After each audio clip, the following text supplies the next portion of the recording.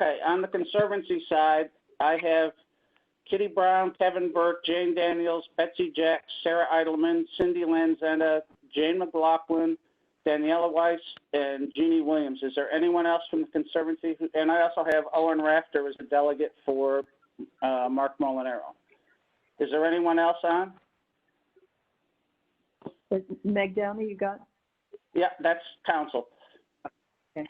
On the council side, I have Wint Aldrich, Vincent Altieri, Carla Castillo, Meg Downey, Bob Elliott, Assemblywoman Galiff, Betty Head, Mary McNamara, Rich Schiaffo, Michelle Smith, and delegates Linda Cooper, Fran Dunwell, Jamie Ethier, Christina Hingle for Aaron Tobin, and Frank Rooney, Jason Wolfganger, and Owen Rafter.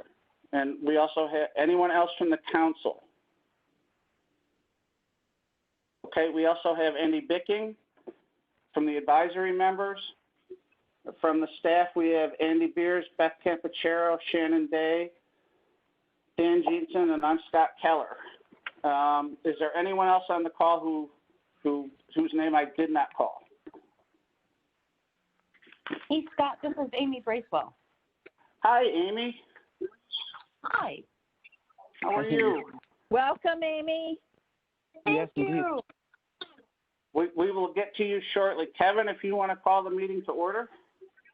I'm delighted to do so. So thank you, Scott, and thank you everyone for joining us on our October meeting. I know it's a busy time right now, certainly a historic time in our state, in our country, in our world, and it just feels always good to be connected to the Greenway and its mission. There's so much to be anxious about, but this is something that we all know is just a mission that we all feel good about. So thank you everyone for being here. You were sent materials in advance, those are at least on the board, and an agenda, and just wanted to make sure everyone's had a chance to review that agenda, and if there are any comments on it, this is an opportunity to do so now. We do want to move, we want to flip approval of the minutes and introduction of the new Yes. Roosevelt Vanderbilt superintendent. We're going to, Yep. because Amy has a conflicting call, so we want to give her as much time to be with us productively as we can. Terrific. Okay, well, All if you right. have no comments, let's move to do that. I Okay. just wanted to, I will yield to Scott to formally introduce Amy, but I just want to say that I couldn't be more excited to have Amy Bracewell as the new superintendent at Hyde Park. You know, it's one of the sites I care most about, not only in our valley, but in all the country. And I don't think the site could be in better hands than it is right now. And Amy, welcome. We're just so glad to have you as part of our Greenway community. So Scott, do you want to formally introduce Amy? Sure. Amy Bracewell has been with the Park Service since 2007, working at Mount Rushmore National Memorial, Cedar Creek and Belle Grove National Historical Park, and is superintendent at Saratoga National Historical Park since 2015. We began working with Amy when she was newly appointed to Saratoga. We have worked on the Champlain Canalway Trail, which is now becoming the Empire State Trail, and the Revolutionary War 250th celebration. Amy also provided Saratoga's app to us so that we could test her app before committing to our own app by the same designer. She has been extremely supportive of our National Heritage Area efforts and is a joy to work with. She and I met last week, and I briefed her more fully on both the NHA and Greenway programs.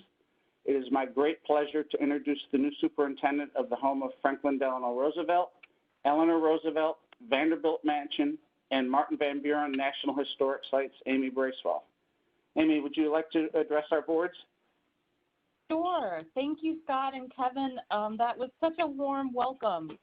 I have been meeting people from the community every day, and I have to say I couldn't have a warmer welcome to the area, which just makes me so excited to work with everyone and get down to business. So thank you.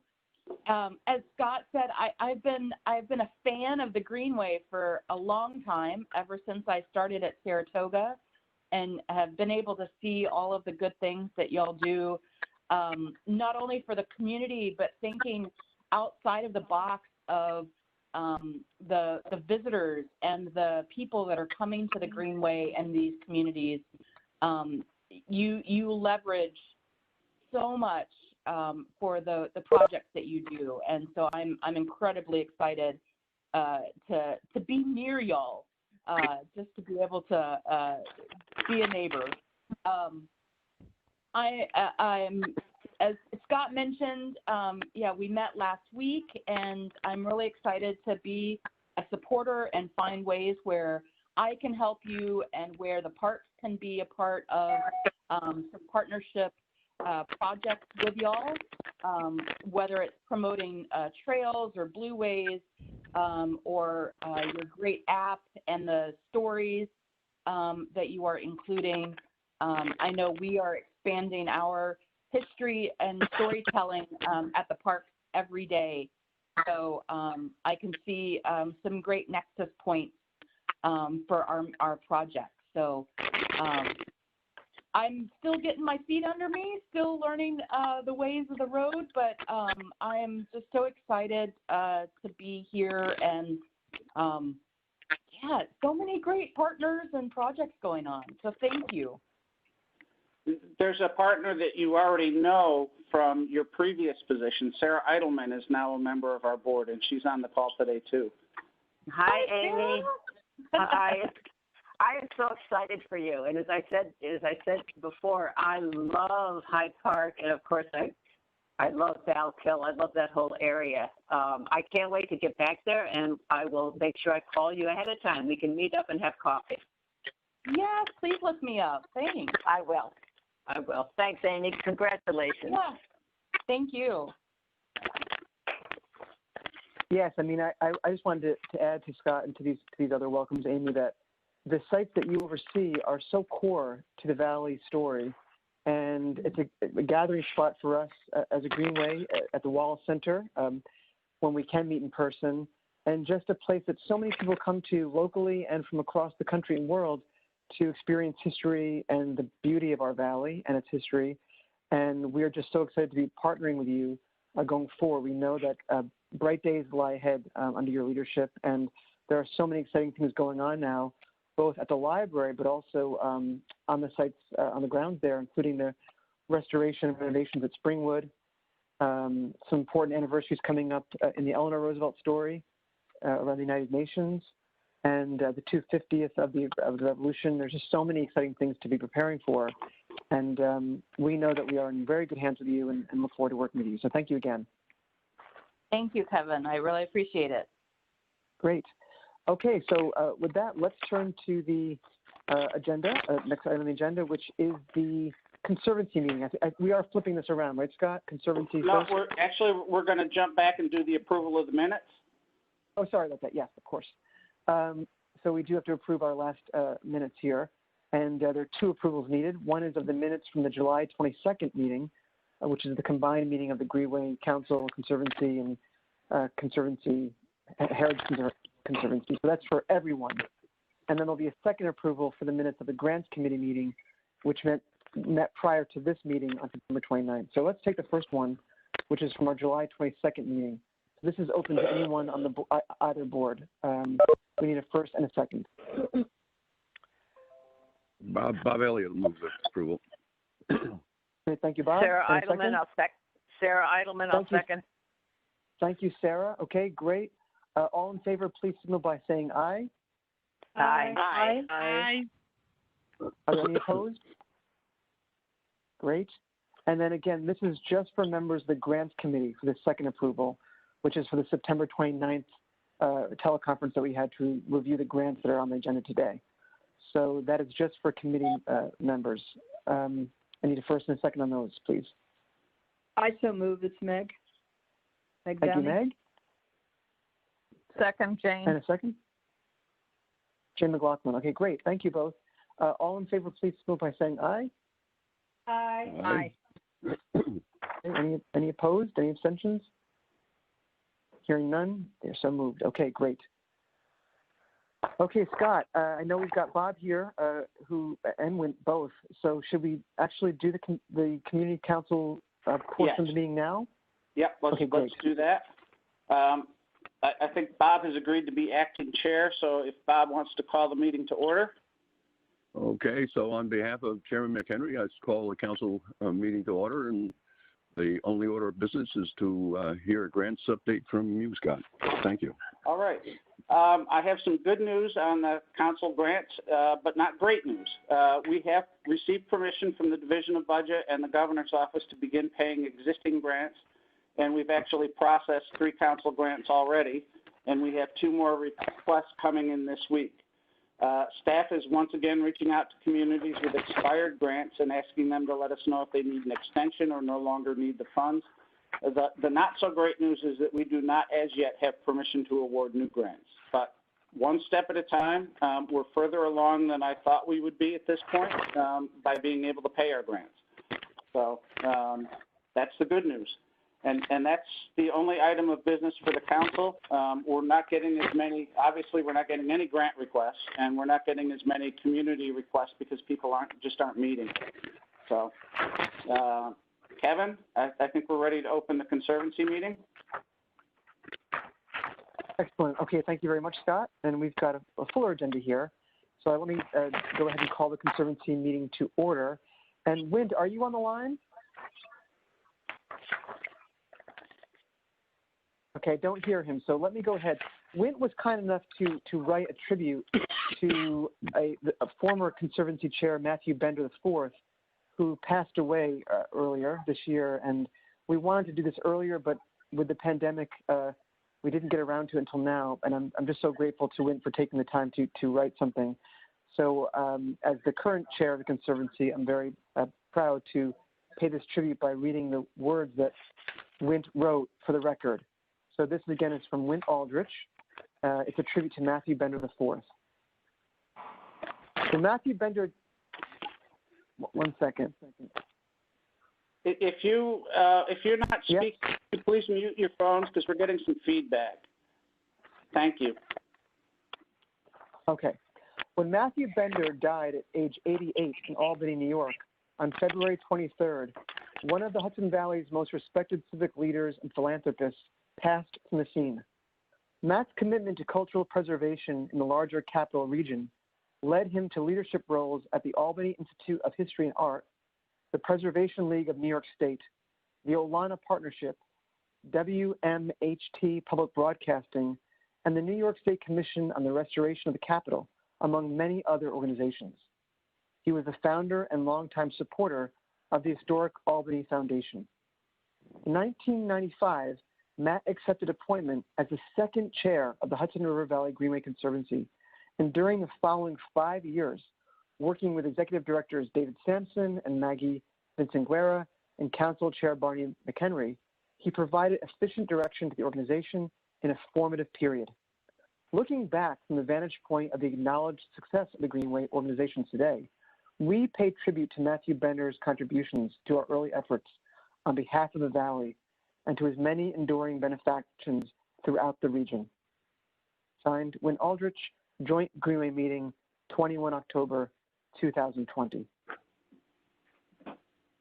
That is for the record, and I think all of us like to pay our own personal tribute to Matt, but I'm just glad that we have had a chance to acknowledge him and his service to the Greenway in this public way today. He was a terrific chair. He was almost very good with the board and very good with the staff, much like yourself, Kevin. And he will be sadly missed. So I think some of us, Jane and Bob Elliott, were lucky enough to be on the Conservancy board when Matt was our chair. And those were kind of stormy days. And Matt just steered us through with such a steady hand and such clear vision. And I'm very grateful to Wint for writing up this tribute. Thank you, Katie. I couldn't agree more. I wish I had met him. Mr. Bob Elliott, let me add to that. Yes. I was not aware that Matt had passed away.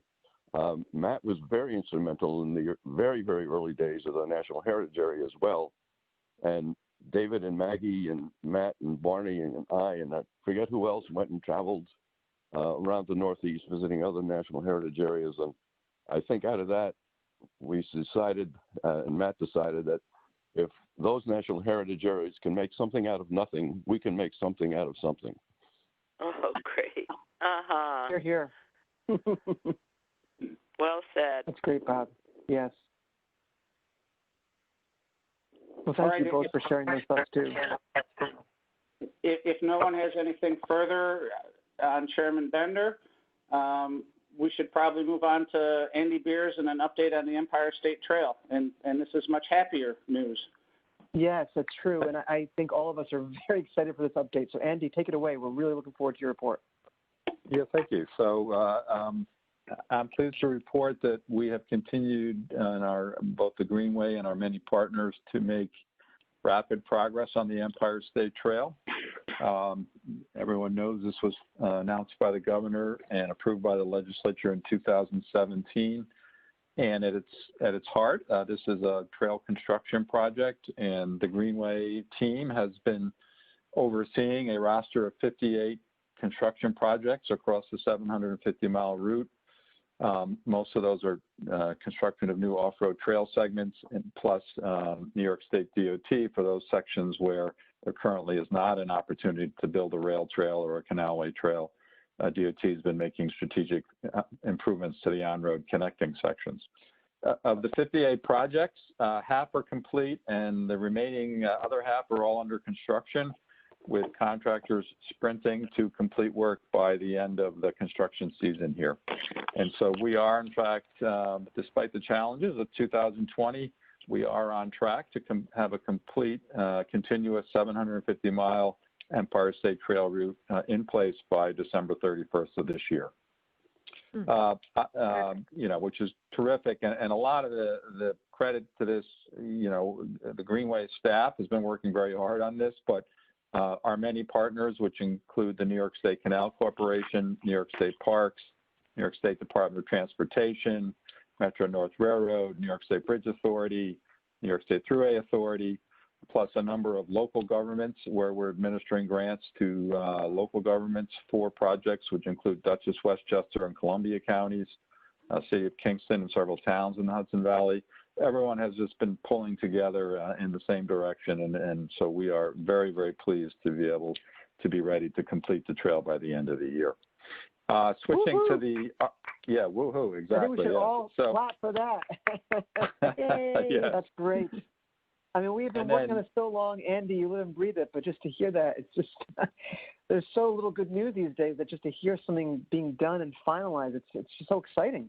Thank you. Yep, exactly. Hi. And then it's Kitty Brown, and I just need to let everybody know that we do have kind of a new wrinkle here in New Paltz, which we were very excited when Trans-Hudson Corporation agreed to allow the trail to go through its new commercial development, which would get visitors away from the most busy and dangerous intersection in New Paltz. There is now a threat that unless the town waives its gateway zoning, they will not allow the trail to go through the site. So, the trail is up and running through New Paltz, and it's navigating that intersection. But we are hopeful that Trans-Hudson will come around to understanding the importance of routing the trail through this commercial site and getting people out of a really congested, dangerous, and confusing intersection. Okay. Thank you, Kitty. All right, and then so we'll continue to monitor that one as well. Pivoting to the Albany Hudson Electric Trail, which is the 36-mile rail trail that the Greenway is constructing from the city of Rensselaer to the city of Hudson in Rensselaer and Columbia counties. That project also, has been a 4-year effort. Construction started in the spring of 2019, and we are on track to complete that trail by mid-November. So basically, we're 4 weeks out from finishing that project. Of the 36 miles, 11 miles is already some sections are already complete and basically quietly open to the public.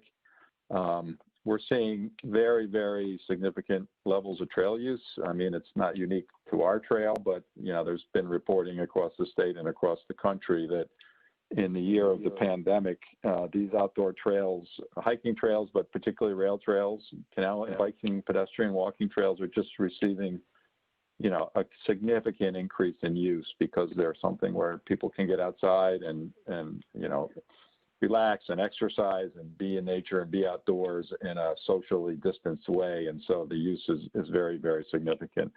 The finished product of the trail, which is, we're down to this point, really just kind of technical items like finishing crosswalks and pavement markings and signage and some safety fencing and those items.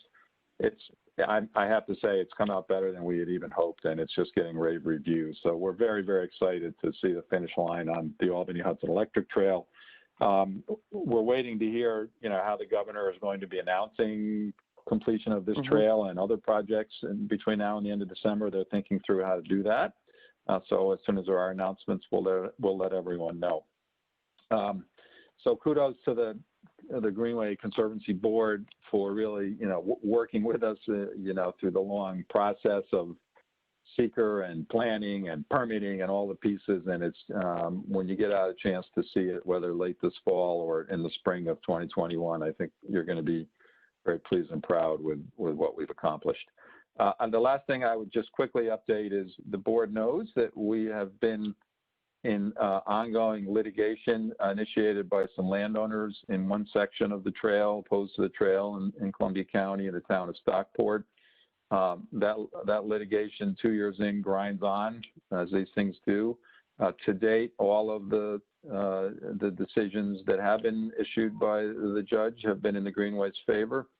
They actually initiated 3 separate lawsuits, of which 2 have been successfully resolved in the Greenway's favor, but the 3rd lawsuit grinds on. We are in discussions to try to reach a settlement with those landowners that frankly would just, close this issue out and make some improvements to the trail that would address their concerns. And I'm optimistic that we will finalize that settlement, which would end this final lawsuit as opposed to having it extend into 2021. But we'll keep the board updated on that as well. But at this point, it's basically all good news, and we certainly will prepare and share later this fall. Scott, I know, sent around a great compilation of pictures of the trail under construction, and we'll send another compilation of pictures at the end of the year that's showing lots of many happy trail users out there on the trail. So that's my report. That's great. Well, there's lots of seats on there. Let's open up to the board. Any questions for Andy on the Empire State Trail? This is Mary in Ulster County, and I was wondering, do we have planned any sort of special celebration, even if it's somewhat virtual? I was wondering what you have planned for acknowledging this major milestone, this accomplishment.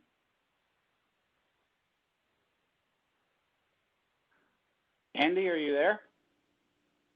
Oh, sorry, I muted myself. Yeah, so a lot of the decision, the thought about how to celebrate the completion of both, particularly the statewide route, is in the governor's office where they're thinking about that. What I've been proposing to them is the trail will be done in late December and continuous.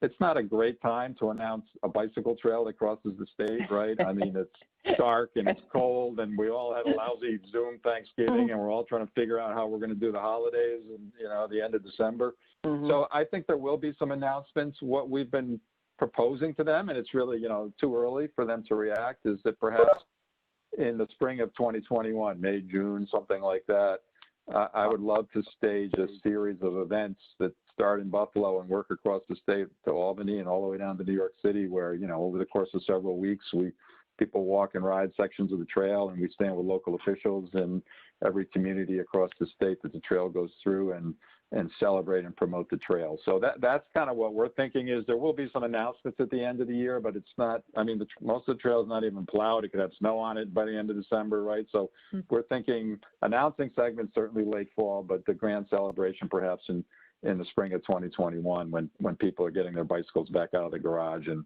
and the weather starts to warm. That sounds wonderful. Thank you. This is Betsy Jacks. I wanted to clarify one thing. Are we all quietly allowed to go bring our bikes and check it out and ride on it?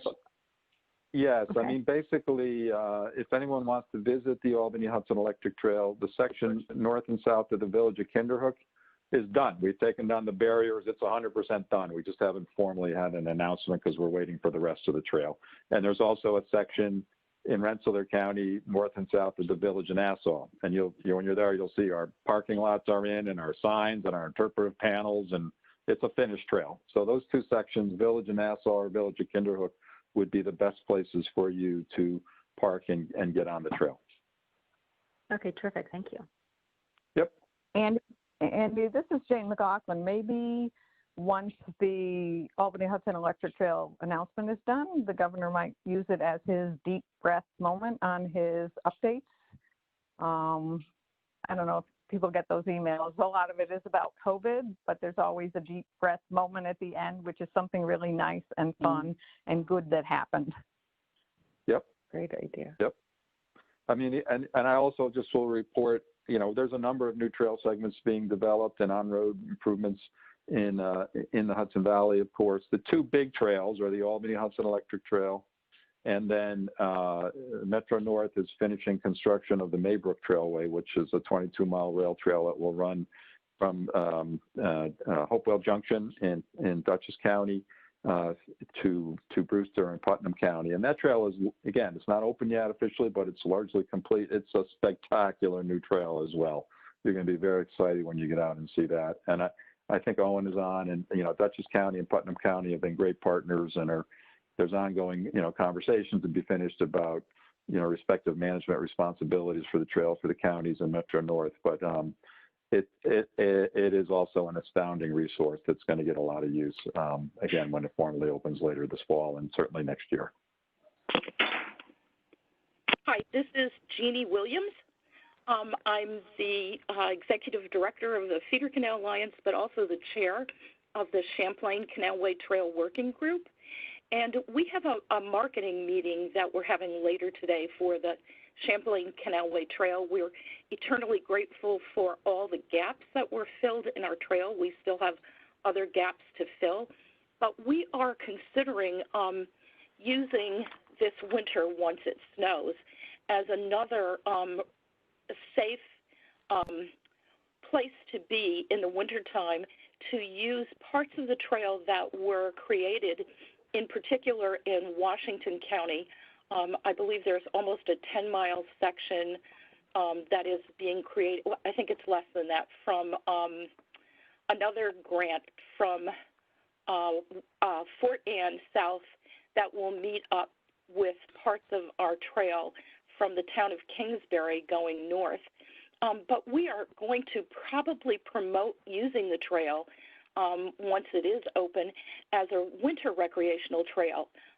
Sections of our Washington County Trail were built in particular to include snowmobilers, and we're going to encourage people to snowshoe, cross-country ski, and use snowmobiles on the designated sections of the trail that are there specifically for snowmobiles. So we appreciate all that was done to get these sections done, and we're looking forward to, as you say, a great winter. Yep. And that is the third major, the Champlain Canalway Trail projects are the third major section in the Hudson Greenway's territory of new trail. And I took my bike up and snuck on to the section between Fort Edward and Fort Anne, and it's not officially open yet. It's still very much under construction. Asphalt is down in some areas. It's still just gravel subbase in others. Another contractors, Canal Corp, is sprinting to get their trail substantially complete by the rest of the year. That is going to be another spectacular trail. There are sections of it along the active Canalway Trail, the active Champlain Canal, and there are other sections that detour off and go on the towpath of the historic original Champlain Canal, which is, we always see those. It's amazing how small of a feature it was and how transformative it was. So you're absolutely right. That's going to be another great new trail resource in Washington County. Hi, this is Vince Auckland. Once the Empire Trail's complete and officially announced, would the connecting trails be announced or identified on the website or something like that? Yeah, yes, correct. Connecting trails are on the website front. We have we're just putting the finishing touches on a major upgrade to there is an Empire State Trail website, but it's fairly static. It just has our plans and documents and some maps. Yeah. But where the finishing touches being ready to launch a major upgrade to the website, which includes detailed descriptions of all the trail segments across the state and an interactive map where you zoom in. You start at the statewide level, but you zoom in and you see the precise details of the trail everywhere in the state. And is it asphalt or is it stone dust? Is it on road? The on-road connections, where all the designated parking areas, where are nearby attractions and historic sites and museums and, wineries and all this kind of stuff. And then included on there we are depicting the connecting trails that directly connect to the Empire State Trail. So, for example, they have that level of detail about sites to see along the connecting trail? Not so much on the connecting trails. I mean, the primary focus of the trail, the website is the trail itself, but typically we're showing attractions within 5 miles of the route, and so it's certainly wider than just literally right on the trail. But for example, the Mario Cuomo bridge path is depicted as a connecting trail, and the parking areas at both ends of the new parking areas at both ends of that bridge in Sleepy Hollow and over in Nyack are shown on the map, even though it's a connecting trail and not part of the actual Empire State Trail route. Yep. Yeah. Oh, so when is there like an ETA on the rollout of the, say, more detailed website? I don't have it. It's going to be, I'm hoping. I mean, we're 99% ready, and we're just cleaning up a few things and waiting for approval to launch. So certainly it'll be this fall. It could be next week. It could be 3 or 4 weeks from now. I don't have a date, but when it does go live, we'll certainly send an email and a link to the full Greenway board just so you can go on and take a look at the website. Oh, great. Thanks a lot. Yep. One other question. This is Betsy Jacks again.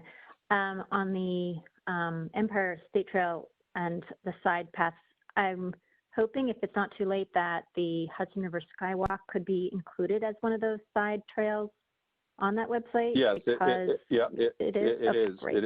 It is, yeah. And the route over to Thomas Cole site and the Skywalk on the Rip Van Winkle Bridge is identified as a connecting trail, and the parking lot there next to the new roundabout near Olana is also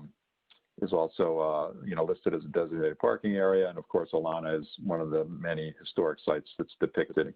And the way the website works is, in order to keep it from being too cluttered, there's a star where Olana is. If you hover your mouse over it, it opens up to information, just a short description of this is the Olana State Historic Site, and there's a link, the URL to the Olana website, is available to you. And so that's the same for all the attractions. There's everyone that we've listed across the 750 miles, you can open up, click on a link, which will take you to the website for that particular place. Okay, that's terrific. Thank you. Okay, great. Well, Andy, thanks so much, and we can continue this conversation. Obviously, we'll have other chances at kind of talking to you about this as we go along. Scott, I know next on our agenda are incoming grants for approval, which is exciting. So why don't you fill us in on the Netherlands and the Thruway Authority grant? All right. As part of our ongoing efforts to produce and publish a Dutch Native American history brochure, we reached out to the Dutch Consulate and applied for a Dutch Culture USA Cultural Contribution Award.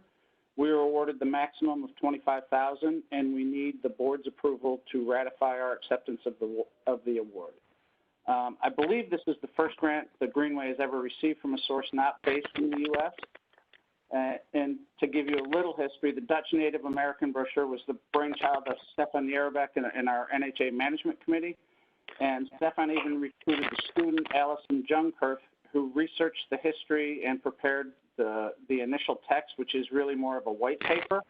which once we launch the guide, the white paper will be up on our website. It's about 11 pages long. It's much too long for a guide, but we were able to edit it down to something that's about the same amount of text as the rest of our brochures.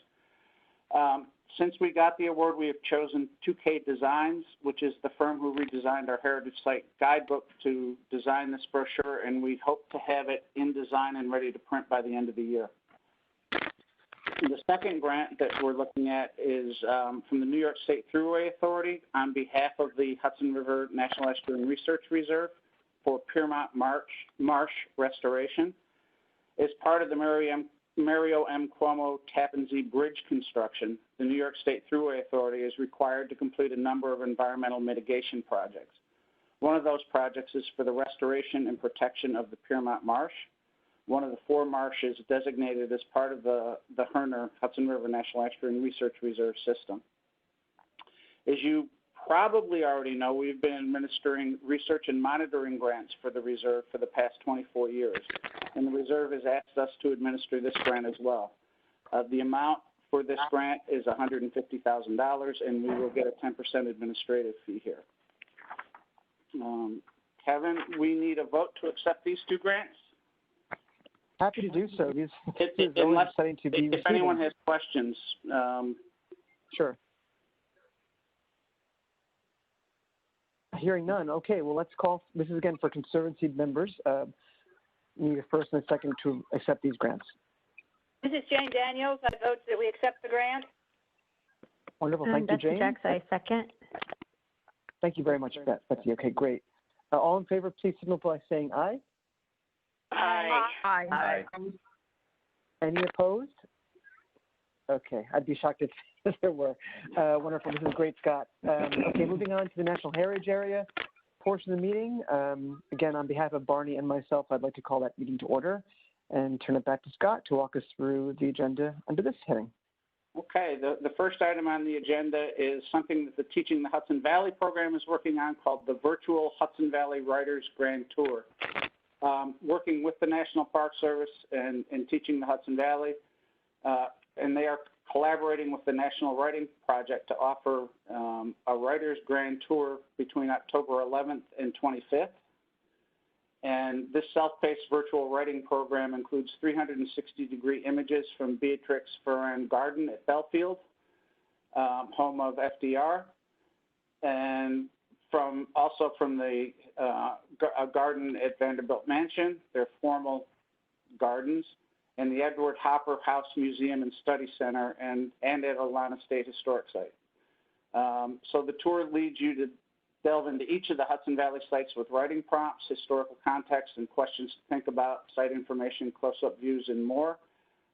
This is being led by the intern that we pay for, Tisha Dunstan, who works closely with Michael Zwelling, our main contact with the Teaching the Hudson Valley program in the National Park Service.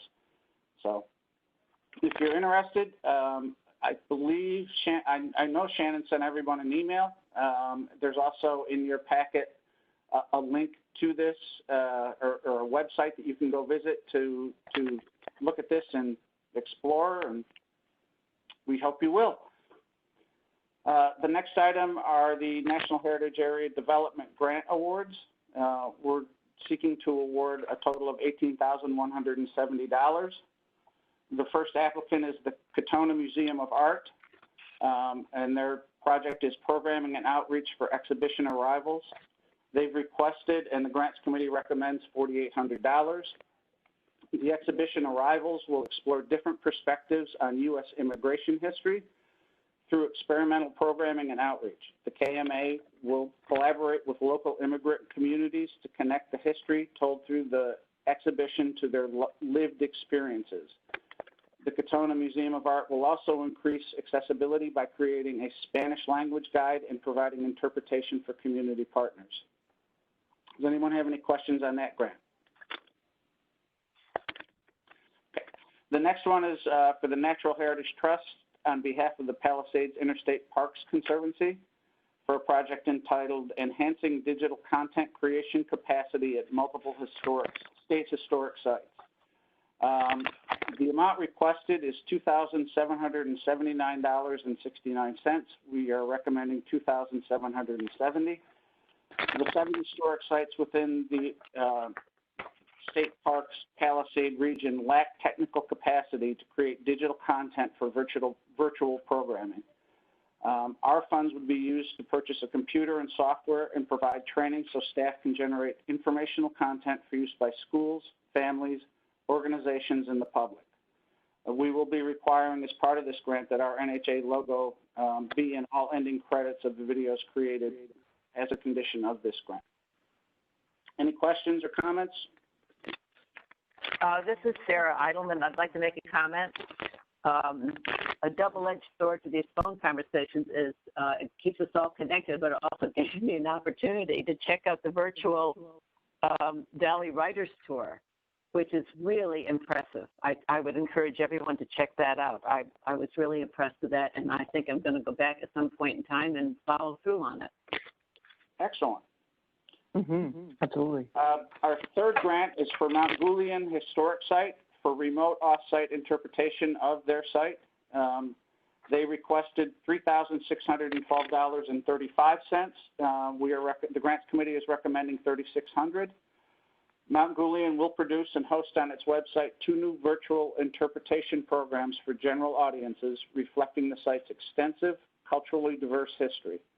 Programs will be the museum's collections and a virtual museum tour featuring the on-site history of Native Americans, Dutch settlers, the American Revolution, and African American history. This grant fits right into our efforts to help create virtual content for our sites during the pandemic. Any comments or questions? Moving on, the Old Dutch Church of Kingston is seeking funding for permanent historical signage. Read much? They have requested, and the grants committee is recommending $2,000. The Old Dutch Church in Kingston, New York was organized in 1659. The church played a significant role in the history of Kingston, the American Revolution, and the Civil War. And in even more ancient history, served as the host for my high school commencement service. In the church's cemetery are buried more than 60 Revolutionary War patriots and George Clinton, the first governor of New York, and vice president to Thomas Jefferson and James Madison.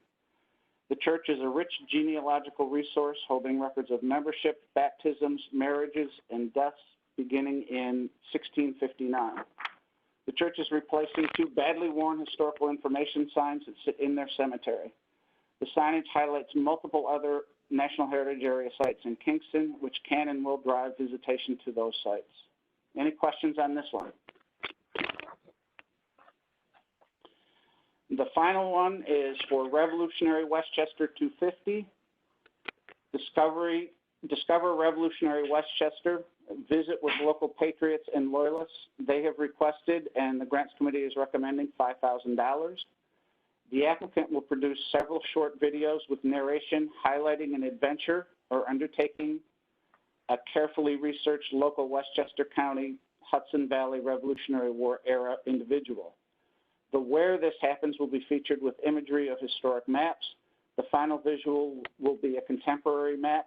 The end notes will include nearby historic and recreational sites and research tips. This group is part of the state's efforts to celebrate the 250th anniversary of the Revolutionary War. And we think this is, after our women's history, we are going to start awarding points for extra points on these grants for people who celebrate the Rev War.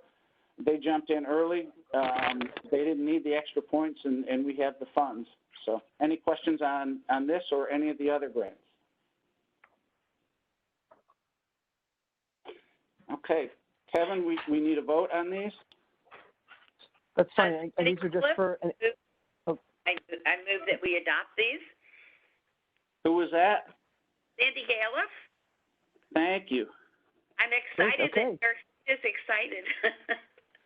excited. Absolutely. And how about a second?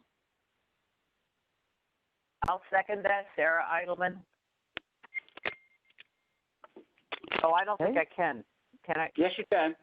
Everybody on both boards is part of the heritage area. Both boards are joint management entities of the National Heritage Area, so every board member gets to vote on this. Thank you. Right. Okay, great. Okay, let's have a vote. All in favor, please signal by saying aye. Aye. Aye. Wonderful. Wonderful. And any opposed? Any abstentions? Recusals? Okay, great. They're in the book. Scott. Okay, the last item on your agenda is the Dutch and Native American brochure. But since I combined this with the grant acceptance above, I'm not going to repeat it, but I would like to use this time for a brief, hopefully brief, executive director's report. I made a brief presentation on last month's National Heritage Area's best practice call on our mostly abbreviated Women's History Outreach for the Centennial, which seemed to be well received by the other heritage areas. I've begun working with the Hudson Valley Center for Veterans Reintegration in Kingston, first providing technical assistance on a Mount Marcy to Manhattan kayak trip they were undertaking, and which they have since successfully concluded. And I've also followed up with discussions on how we might cooperate further to help these often disabled veterans reintegrate into society, including their becoming trip leaders on the Ramble, both to provide trips for their veterans and to run fundraising events like some of our other Ramble event leaders do. The 3 paddlers that started and completed the trip were all disabled combat veterans, 2 Marines and 1 Army. I had a chance to meet them when they were in Albany, and they are an impressive group, and not just because they made their own boats. I suspect they may put in an appearance on the Empire State Trail sometime in the next few years on bicycles, although I don't think they'll be making those themselves. For the past few months, I have been receiving weekly reports from the National Park Service on national travel and visitation trends. And the latest I have is for the week of the 10th. I expect to get one sometime today. But the one from October 10th indicates that tourism road trip volume is only off at this point 5.5%, and continuing a trend of climbing that has been pretty consistent since early April, when this mode of travel was off by over 70%. In fact, the only time this trend regressed since early April was in the first couple of weeks after Labor Day, possibly associated with parents adjusting to / acquiring equipment for schooling at home. Unfortunately, travel spending in this mode is much more depressed, down 41%, indicating trips are short, close to home, and low cost. Other numbers are not so encouraging. The number of people screened at TSA checkpoints is down 65%. Hotels and flight bookings are down 62% domestically and 77% internationally. These numbers suggest that for now we should continue targeting our advertising to the Hudson Valley. And final item, the staff continues to adapt and shine in this new working environment. They have all been productive. I think all of us have been into the office on at least a couple of occasions.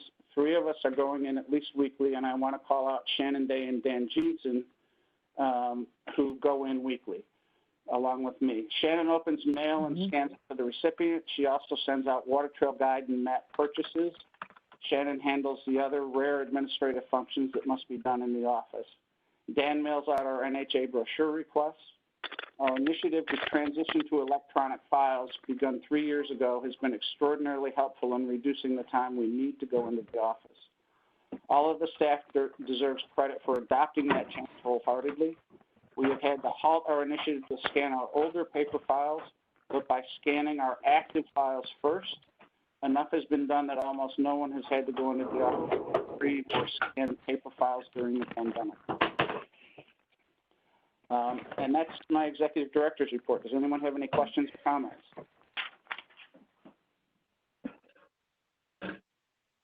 Thank you, Scott. Yes, and I also wanted to convey, I spoke to Barney yesterday. He's unable to be on the call today, but he wanted me to express just how much confidence he has in Scott and how grateful he is to Scott and the entire team, as I feel the same way, for getting us through what can only be described as an impossible situation, because so much of the Greenway mission depends on contacts, you know, in our communities, convening our meetings, being out in the valley. And the fact that you guys have done this remotely for the most part and gotten through 8 months of just shutdown is astounding. And all of us just cannot wait to thank you in person. But just please know how much we appreciate what you're doing and are here to help if you need anything. But just, Scott, all the way down, we just think you are the best in the business, and we just love working with you. Thank you, Kevin, and thank you on behalf of the rest of the staff as well. That's very kind. Okay. We are now up from any new business. Any other comments people want to make before we move to close the meeting? Things we should know about, things are going on? I would like to ask if anyone joined the meeting late to let me know, call out your name now so we can check you off. But we will also send you. Hi, Linda. We will also be sending around the attendance list later today or tomorrow to check for accuracy, so you can all make sure that if you were on the call that you actually got included on the attendance list. It's much more difficult than when we're checking you in person. So Scott and Kevin, it's Linda Cooper. I just have a question on the future board meeting dates because I was putting them into the calendar during the meeting. And the June 10th meeting's on a Thursday. All the other meetings are on a Wednesday. Is that just an error in the date, or is that intentionally moved to a Thursday? It was intentionally moved to a Thursday. One of the chairs had a conflict with that Wednesday. Thank you. Yes. Great, no problem. Just want to make sure. And thank you, Linda. Hey, it's Kitty Brown. And I just want to put in a shameless plug for my uncle, James Lincoln Collier, who lives in Pauling and is the author of My Brother Sam is Dead, which is a chronicle of the Revolutionary War. And when my grandparents bought the house he now lives in and opened up the fireplace, they found a bayonet from 17-something. And just as we move into more focus on the Revolutionary War, I just want to invite people to read this book because it really gives a sort of, although Uncle Jamie wasn't alive then, it really gives a firsthand account of the conflict that residents of New York felt as the war was looming. Sarah Eidelman again. I used that book in my classroom. Oh, fabulous. That's great. Great book. I love the connectedness of this outfit. Me too.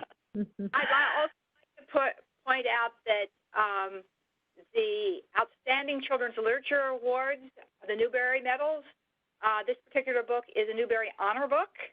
So you should be very proud of your uncle, Kitty. I am, and thank you for adding that information. He is 92, and he is still writing. Wow. Yes. I also want to mention that Barney's birthday is coming up on Halloween, so please do keep him in your thoughts, too. He will be 91.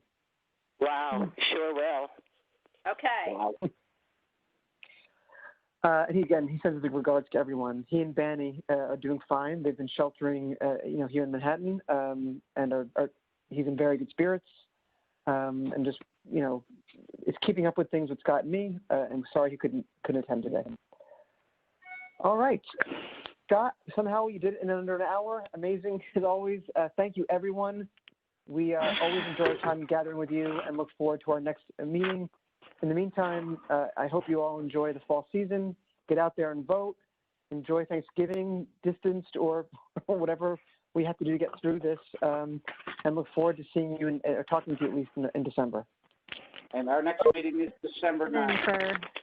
I'd like to thank Kevin for his leadership and just so inspiring, keeping your positive remarks. Thank you so much, Betsy. Oh, that's so kind of you.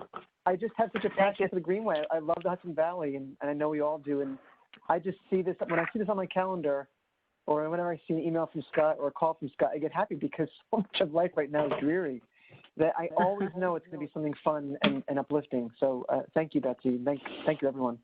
Okay, take care, everyone. Thank you, everyone. Next meeting, December 9th. Bye.